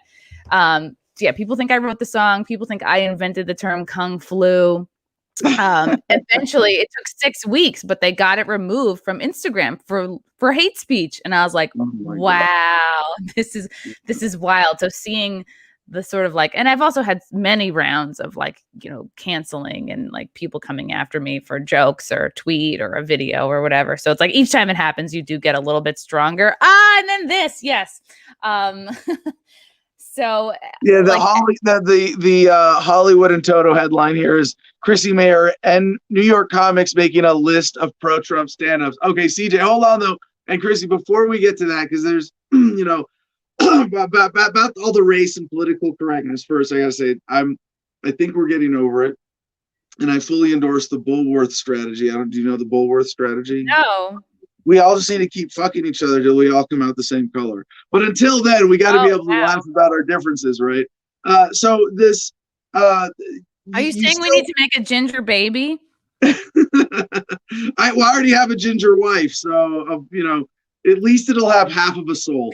So no, and I'm half Jewish and half German by ethnic heritage, so I'm genetically programmed to hate myself. But no, where was I going with this? Cheeto Jesus, yes, the Orange Julius, Commander in Chief here, Cadet Bone Spurs. How did you make the connection? Because I get going from the college politically correct mentality to all the other steps to exploring a more authentic, voice for yourself in comedy. But you didn't. And see, don't think I'd let you off the hook here. How did that connect to voting for Trump? Honestly, it was like, I think just discussions with people who felt differently than me. Like really, it was like I think I started doing. God, it's hard to know when this happened because I really started doing my podcast more in May of 2020, and I was like, I want to talk to people that are like censored or kind of like trying to be canceled or like have an interesting opinion. And I would talk to people like Flecka's talks, and he would, his name is Austin Fletcher, and he would just have these videos where he would be like, Trump's not that bad. And he would really like talk to people on the street and break it down and he would just be like, oh, how is he a racist? And people would have no answer. And like watching more people like all of it, right? Like Steven Crowder, Shapiro, even prior to that, like Jordan Peterson even helped kind of break open my mind. I'm hitting all the classics, right? But it's just like little by little, like really re-examining my position. And I got to a place where I was kind of like, okay, Trump is not that bad. He has done a lot of good. And the media is so obviously not reporting on it. And then you're like, oh, why is that? And then you're like, oh, okay. And and just like going down several rabbit holes, all of which would probably get this demonetized. But just a lot of awakenings of like, oh, to like sort of this whole episode is parody, YouTube censor. okay. Oh, right. This is not the subversive message you are looking for. We are making fun of the subversives here. These are not the drones you're looking for. Yeah. So I just like got to a point where I was like, oh, I was definitely not going to vote for Hillary in 2016. And then I just kind of came around on like Trump being not that bad. And then I was like, oh, well, he's like definitely better than Biden. I mean, like there just was like all the corruption and then like all the being owned by China stuff and the election stuff. Okay, so as a libertarian, I got to ask, did you consider the libertarian nominee, Dr. Jo Jorgensen, against Trump? I did consider her. I was not impressed with like I just don't think she was a great look for the libertarians, and not because she wouldn't do my podcast, but no, I think when I saw her support Black Lives Matter, I was like, oh, honey, this is not the right direction. And I agree that it was bad messaging, but you don't think there was a deeper, long-term value in at least voting against the duopoly? Did you thought there was a significant positive difference that Trump was better than Biden? Not that you were of an ideology or a commitment. It was just practically for those reasons better than Biden. And I can respect that. I think I was in this place of like, all right, well, it is New York and it probably won't matter. And sources even say that like New York is the only state that Biden like straight up 100% won. It's like 100% blue. Right. Yeah, I think I just was not impressed with Jo Jorgensen. I just was like, not that I was annoyed with her or like mad at her, but I just was like, I just expected so much more. Because I got to clarify. I mean, I can respect. When I said I can respect that, I respect that you're wrong, and you're wrong for not voting libertarian. But I still respect you as a human being, just because nobody's perfect. But I would have said even with that, the difference between so much, just so you know, my contrast take on that is that the difference between Trump and Biden is not significant enough to be caught up in endorsing a lesser evil of the duopoly, and it's more valuable to say invest for the long term and cast a vote for. And I would say you get most of the value that I'm describing here if you had voted for the Green nominee, Howie Hawkins. It's a legit anti-duopoly vote. But to vote libertarian, even if you don't like the messaging, and I agree, and I support BLM, the movement completely outside, the grassroots, not any of the organization. I get it. Most people don't make that distinction. That's cool. But that gets us to January 6th and the last point of our big synchronicity to tie all this together. How did you end up at the Capitol on January 6th for the false flag inspection? I had covered the rally in November with like Stop the Steal. I forget what like the name of it was. Like they'll have different rallies. And then December was like, I don't know. Million MAGA March, I think was November. And then December might have been like Stop the Steal or something else. But then January I was there also to cover it just because I like talking to people at these events. Like I've mentioned this guy before, but there's this guy who comes to these rallies. His name's Prometheus, and he's all about like he's very pro foreskin. He has all these signs. He's like all the serial killers of the world are circumcised. Like you should sue your parents if you're circumcised. Like you need to have that. He's very passionate about foreskin, and these are the people that I really like to interview and talk to. And he's like, and another thing, you should put your dick and balls in the sun every day, and you need fresh air. And he makes a lot of points. He's saying a lot of true things, but he does sort of like emerge from the bushes, covered in like, I was like, I didn't know if there was like blood on his hands or marker. And it's the kind of guy you'd see in New York City, be like, oh, he's obviously insane. You should probably walk past him. And I was like, no, I got to get to know this guy. And I've seen him at like a couple of these rallies now. So talking to guys like him, seeing the fun costumes, like there was this guy in a skeleton. There was a what? Like Jake Angeli, the QAnon I didn't see Jake. I was there for like 3 days. I did not see Jake at all. So I don't know. Maybe he had a special Uber. I was like, who's holding his coat? Who's holding his bag? Like where he just shows up with no shirt in January when it's like fucking so cold. Like it's so funny to like, and I love talking to conspiracy theorists too. Like we're waiting for Trump to start speaking. Like it was it was whatever the morning was. It was Wednesday morning. And then they were like, they're making it colder for us. They're making it cold on purpose because we're here.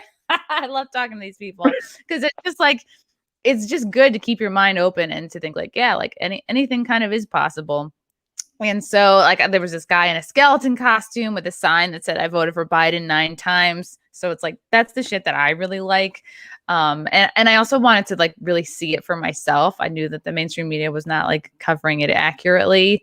And so I was like, you know what, let me just show my followers what my experience here is like. And if I can get some funny clips and funny interviews in, great.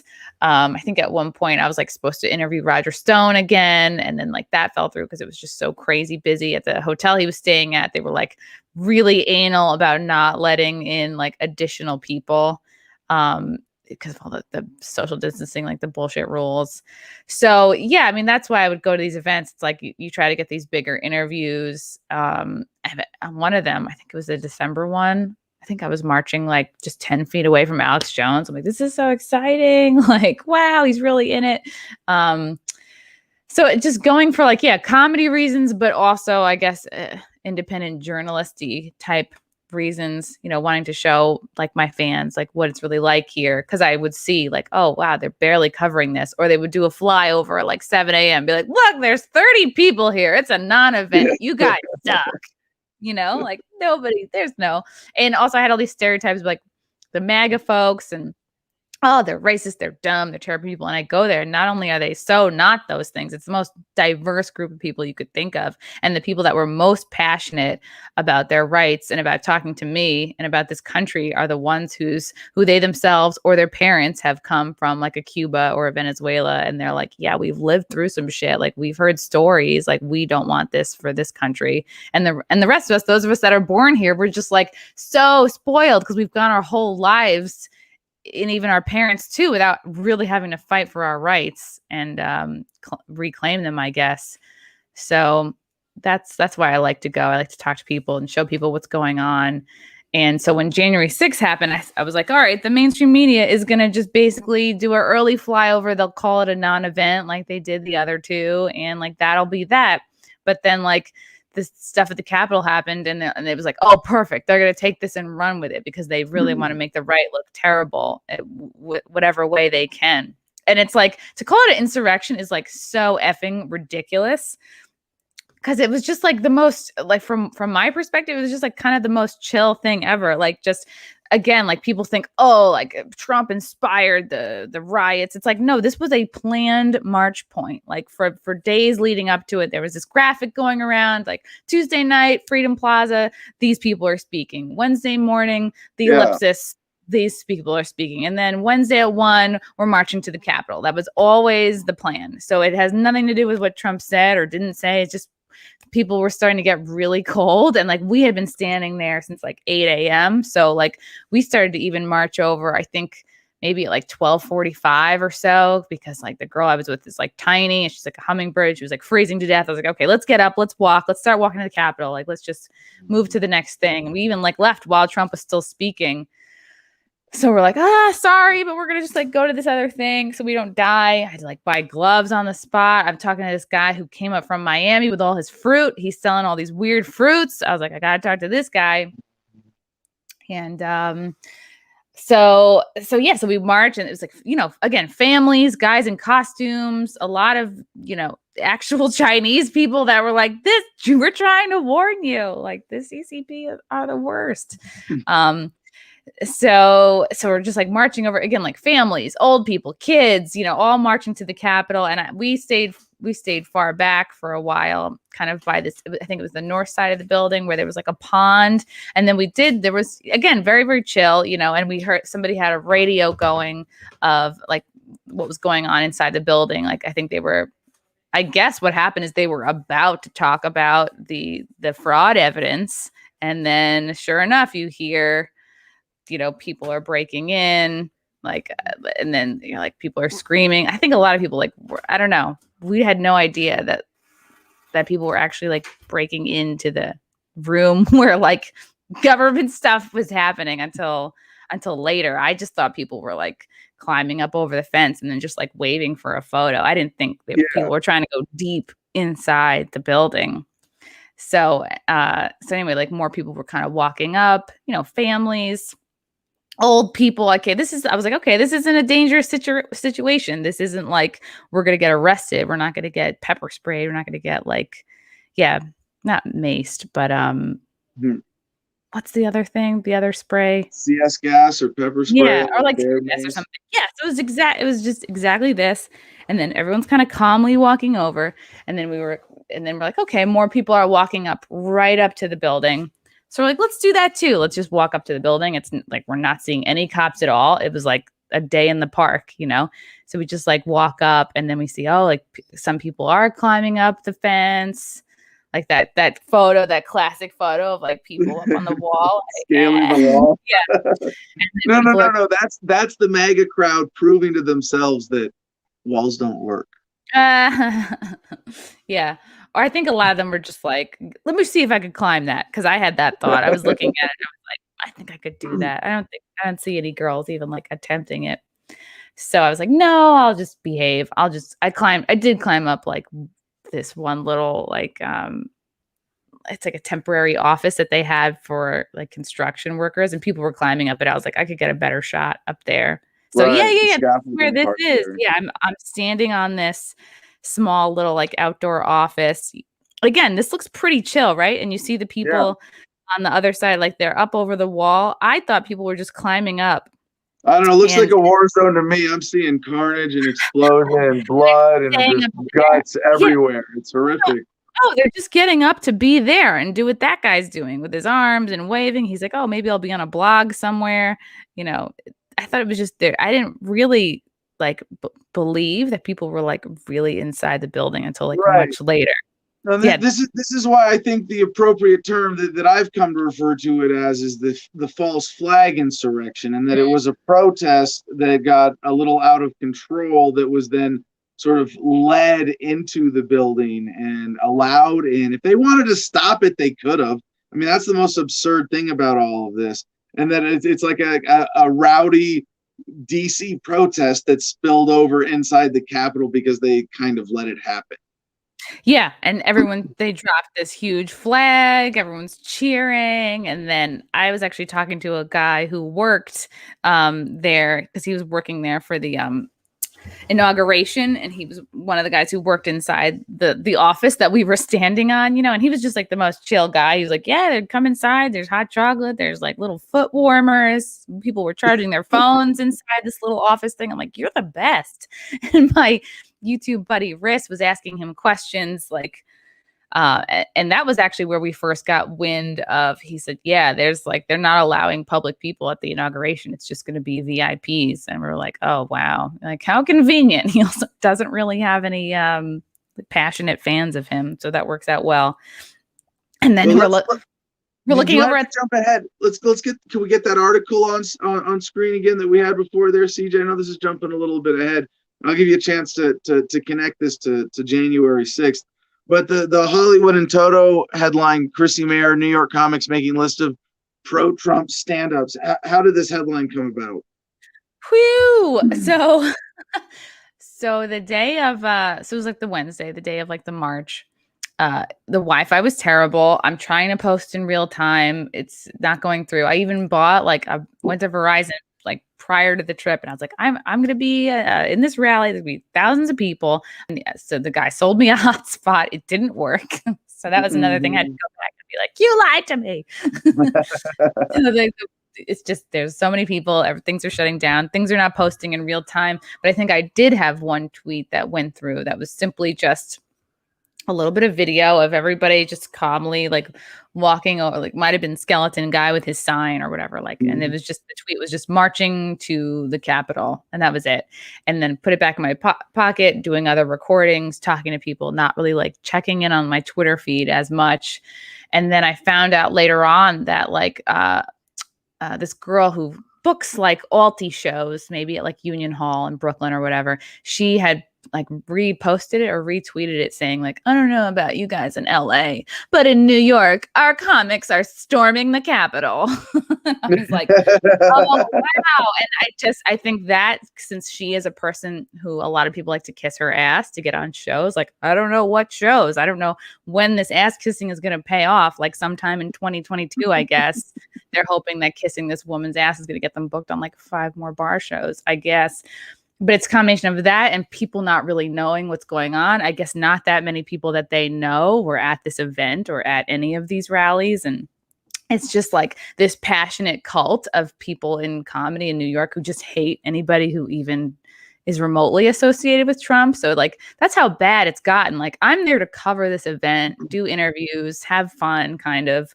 But the fact that I'm there in kind of a neutral position, even that cast me in such a negative light. Like, the fact that you were there means that you're a terrible person and you need to be you got a T on your forehead for the rest of your life. Yeah, I got right? the T. Yeah, I got the T for Tramp. No. The Trump stamp. Yeah. So it's like she tweeted it, and then other comics too. And this is like but why I love like John Ronson's book, So You've Been So Publicly Shamed. It's like, and that's the thing is like I think I'm a target. I don't know if it's because I'm a woman or I'm not following the plan, right? For female comics or for comics in general, like the plan of how to get successful. Like, I'm not kissing anybody's ass anymore. I'm just kind of doing my own thing. So other comics were kind of like chiming in, and then pretty soon it was like, it almost seemed like this thing, like anybody who is anybody is making a tweet about Chrissy Mayer being at the Capitol. It was so weird. And I'm looking at these people and I'm like, I haven't seen this person in 10 years. I haven't seen this person. And then to see these comments like, oh, she's really taken a turn. Like, she's really going down a dark path. Like, I was in an acting class with her 13 years ago. And boy, she's really changed. And I'm like, leave it to somebody who hasn't seen you in 13 years to be the expert on who you are as a person and what direction you need to take. Like, all these people. I'm like, I haven't even seen these people in years. It's like, I was behind her in a line at a deli in 2009. Oh my God, look at her now. You know, she's in a dark place. I'm like, just because I'm in DC covering an event, it's just like so much misinformation topped. Like, on top of that is people who are just straight up jealous that I've made my own way, that I'm like doing pretty good. That I'm not needing to kiss anybody's ass to get ahead, which is pretty cool. And I can understand why they're pissed.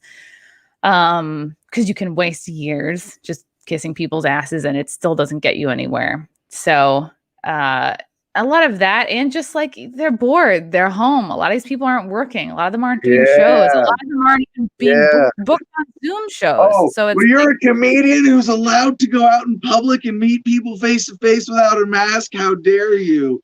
Don't you know Trevor Noah's doing his show from his apartment? You got to stay indoors. It's the social distancing show now. Oh yeah, no, and the world, the entertainment world has got to be hurting in a unique way. And as much as we want to rail against the idiocy, we also have to be, empathetic to people who are suffering right now and are just lashing out because of that, right? There's a lot of confused people, a lot of very scared people. And I used to get annoyed at these people that you see them alone or in their car wearing a mask. You'd be like, these people are so dumb. I'm like, what's wrong with you? Like, you and your dog, But then I realized, like, I do have compassion for these people, because I'm like, if this person is at a point where they're wearing their mask alone in their car, they must be so scared, so confused, so misinformed. Like, imagine how much other stress they're carrying around with them and have been for like the last year or whatever, if that's honestly what they believe, So yeah, all these people are talking shit about me, and they're trying, and that's what's great about this, like, So You've Been Publicly Shamed book, is that when you are publicly shamed, or whenever anyone tries to cancel you or whatever, it's kind of like, yes, it's about you, but it really is more so about everybody else. Like, hey, Chrissy is up here because we're talking shit about you. And then everybody else is kind of, maybe they're down here and they're like, well, I want to be up here. Remember me? I haven't worked in a year, but I want everybody. So everybody's doing this.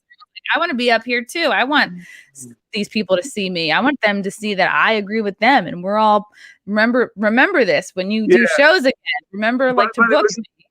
It was great to hear on your podcast that, as weird as it is, that it has to be talked about a certain way, you're still doing underground shows, basically. I mean, like backyards, barbecues, bar mitzvahs. But but you know, people are throwing together improv stand-up shows. That's a thing. Yeah, all summer we were doing secret shows, you know, in the backyards of fans. Anybody who had a space is like we would make it happen. Golf courses before those were kind of shut down.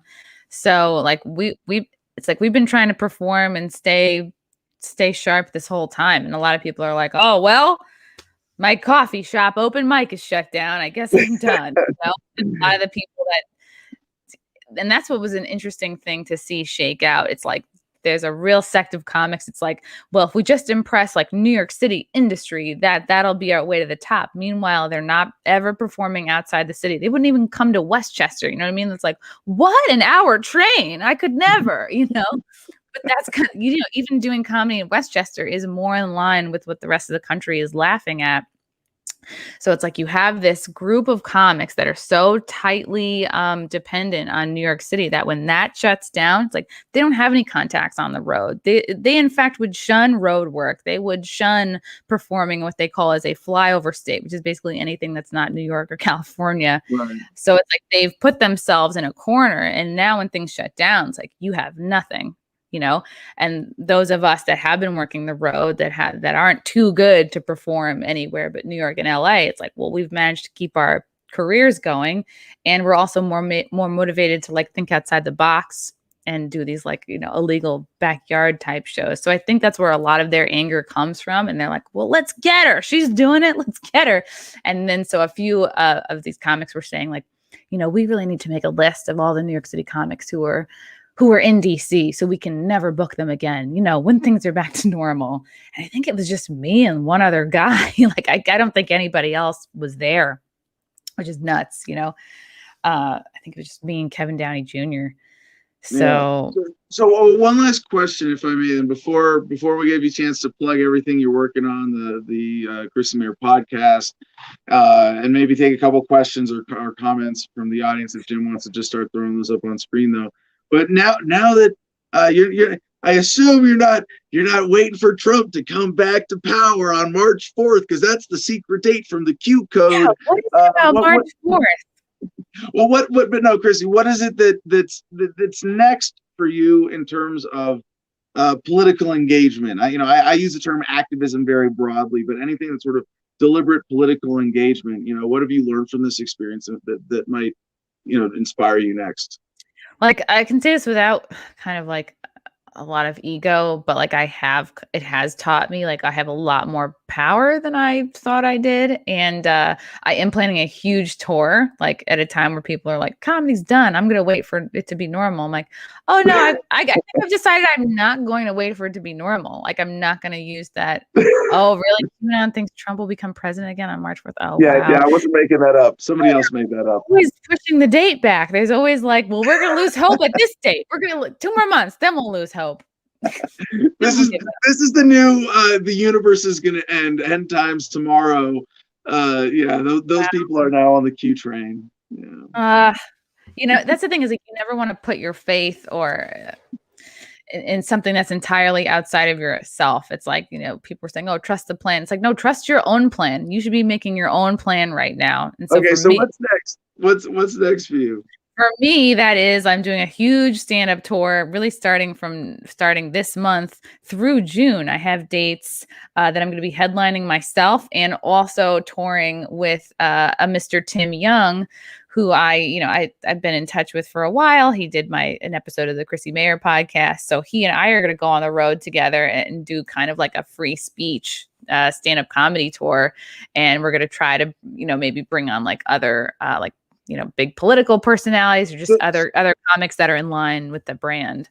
So is there like the political aspect of this is just being in deliberate, outspoken resistance to lockdowns? Yes. Oh, absolutely. Yeah. And that's people awesome. Need to laugh. People need entertainment. They want to laugh and have entertainment. And it's like, and we also, I think it's really important to keep these comedy clubs in business. You know, like they've been bending over backwards for a year now to try to stay open. And so it's like, all right, 50% capacity, but let's do it, you know, like, all right, we're just going to try to work with it. And I think at a time where a lot of comics are like, maybe they're afraid, or maybe they just like, they're too good for it. I don't know. I'm just like, fuck it, I'm going to do it. And because people, I think, need to laugh. And also, yeah, fuck the lockdowns. Like, I'm just going to do a tour. Yeah. Excellent. So, well, any final thoughts, ways to get in touch with you, your main website you want to plug? Oh yeah. The Chrissy Mayer podcast. It's I think you're gonna do an episode soon, Adam.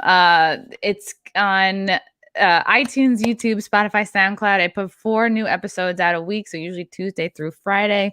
Mondays, I'm doing the Wet Spot on Compound Media. That's a sex, dating, relationship like advice show. You know, we're having fun. We'll talk to porn stars, whatever. It's kind of like goofy and light. And that's Mondays at 7:30 p.m. Eastern on Compound Media.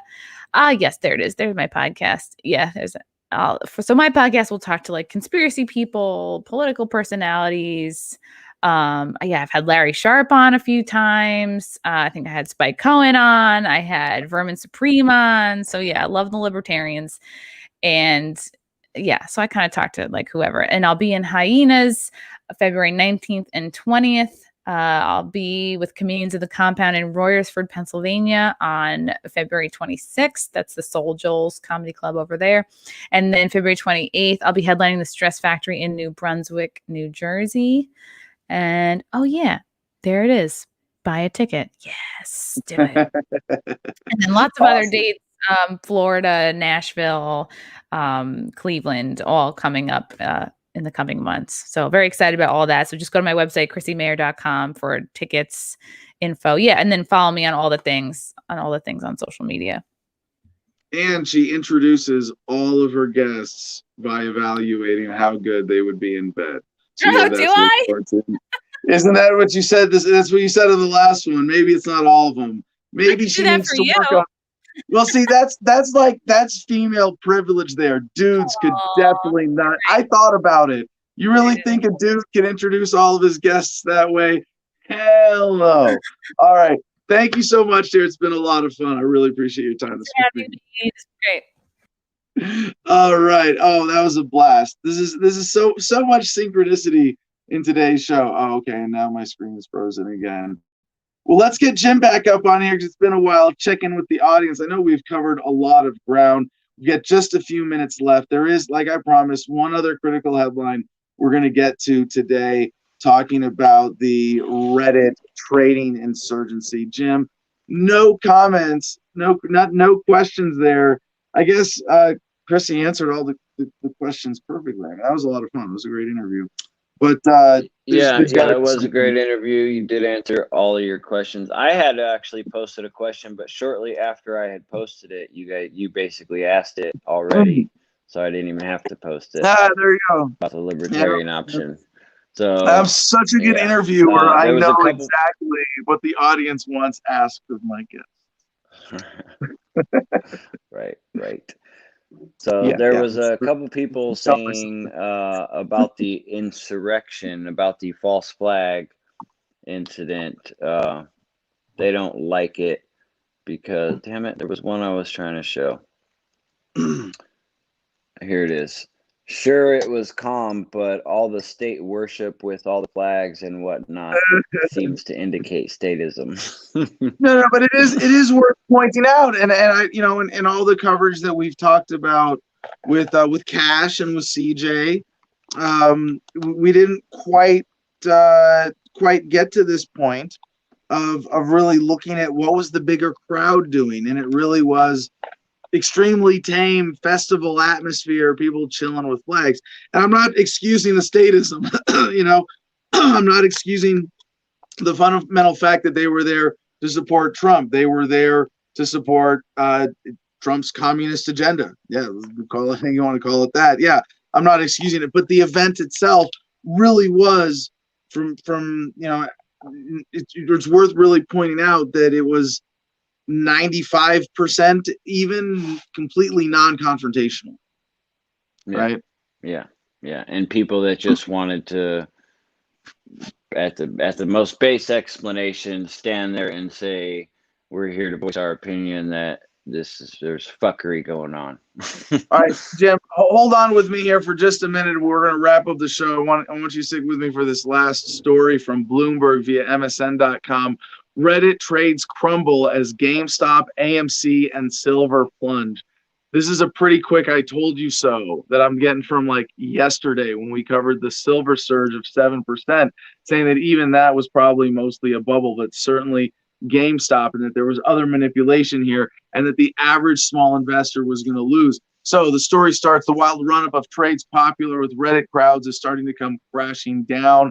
GameStop Corporation sank 47% to $118.84 as of 9:42 a.m. in New York. It's now down 65% from its record close of $347.51 on Wednesday. AMC Entertainment Holdings slid 39% and Express lost 26%. Silver tumbled more than 5% after surging to an 8-year high. The speculative activity hatched online has captivated global markets, drawing attention from U.S. politicians and overwhelming brokerages around the world. Now the tide is turning. So I don't I don't mean to in any way diminish the huge positives. Excuse me, I gotta hit this bong. Coming out of this episode where people coming together, crowd sourcing, investment activism, and wow, I can't talk all of a sudden. But like I said, you're not going to ultimately stick it to the man by giving the man your money, even if it's targeted stock investment. I don't buy it. Jim, any other questions or comments before you do the promos and I wrap up with the good news? Smoke weed every day.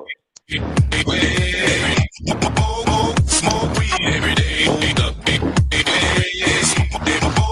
Smoke weed every day. Smoke weed every day. All right. Okay. Clear that out of the way. Real quick on the stock thing, on the stock topic. I was wondering if that article said anything about why it's coming down, or how the Reddit users are failing or whatever, because from what I understand, and admittedly it's a rudimentary understanding, from what I understand, I know for a fact that apps like Robinhood literally said, okay, the morning before Monday, when everybody was supposed to buy AMC stock, which was going to cause it to rise and screw the hedge fund managers and everything, Robinhood said, okay, everybody is only allowed to buy 10 shares. Right. Like historically, I personally never heard of that. When is an app that's designed to facilitate people buying what they want and selling what they want said, no, you're only allowed to buy 10 of these. It was basically a strategic move on their part that they knew would help limit the price and keep it down to help the hedge fund managers lose less. So, right. You know what I mean? So, I mean, it shouldn't be a surprise, I guess, that it shouldn't be a surprise that all the rich people figured out a way to stop the poor people from cashing in on this loophole. You know what I'm saying? I'm not surprised at that at all.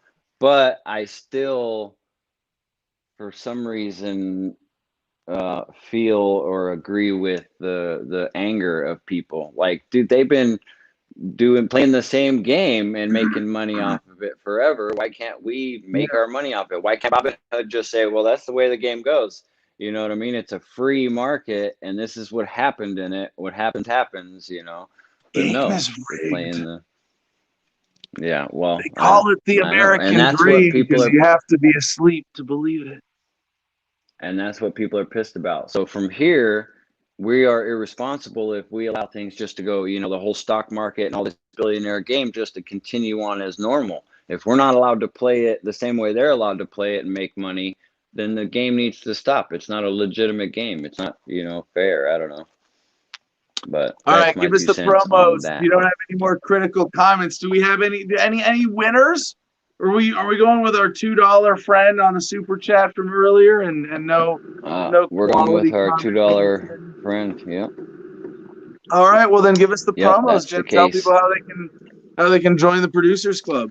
Okay, well, that page you're looking at right now is the homepage of AdamVersusTheMan.com that you see on the bottom of the screen. Right there, they got a button that says Patreon. You can click that, and it brings you to our Patreon page where you can choose to donate either $1, $5, $10, or $50 a month to help us with production of the show. $10 a month gets you access into the Producers Club, which is our private chat on Telegram. And it also gets you 15% off of the merchandise that's also at AdamVersusTheMan.com. So you get 15% off and free shipping in the Producers Club Telegram chat. But you can also be in the public Telegram chat for the show, and that's what CJ is putting on the bottom of the screen here.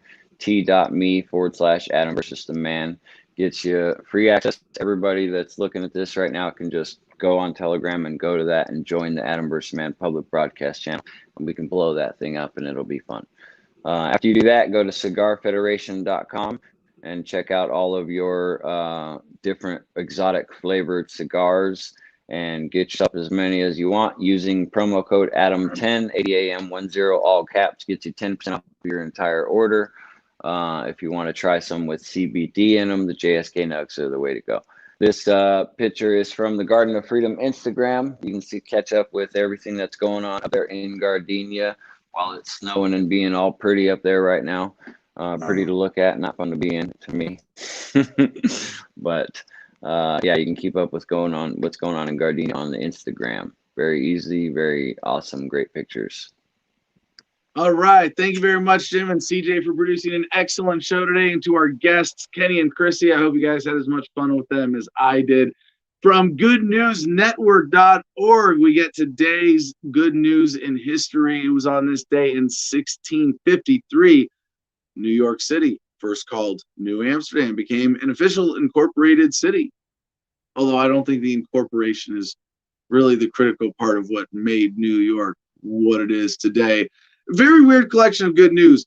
1709, on this day in 1709, Robinson Crusoe was inspired by this day's rescue of a shipwrecked man from a desert island. See if you can find the poetic meaning on that.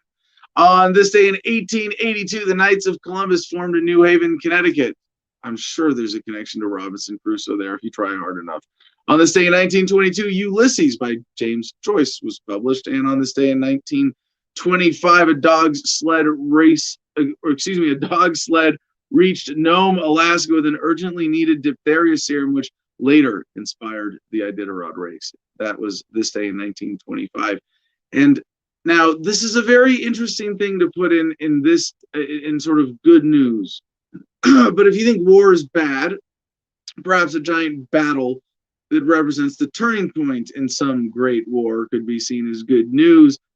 I would see this as a measure of the tragedy of the war, but from Good News Network, 78 years ago today, Nazi forces were finally defeated at the Battle of Stalingrad, the turning point of World War II, and the largest and bloodiest battle in all of world history.